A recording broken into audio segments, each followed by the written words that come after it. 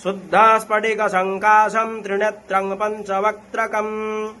गङ्गाधरं दशभुजं सर्वाभरणभूषित नीलग्रीवं शशाङ्काङ्कं नागयज्ञोपवीतिना व्याघ्रचरमोत्तरीयं च वरेण्यामभयप्रदां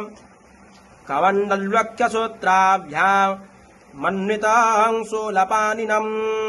ज्वलन्तं पिङ्गलं जटा जुटोमुद्योतकारिणा अमृतेनाप्लुतं हृष्टम् उमादेहार्दधारिणा दिव्यसिंहासनासीनं दिव्यभोगसमन्वित दिग्देवता समायुक्तं सुरासुरे नमस्कृतं नित्यं च शाश्वतं शुद्ध ध्रुवमक्षरमव्यय सर्वव्यापीनमीशानं रुद्रं वै विश्वरूपिणा एवं धत्वा द्विजः सम्यक् ततो यजनमारभे।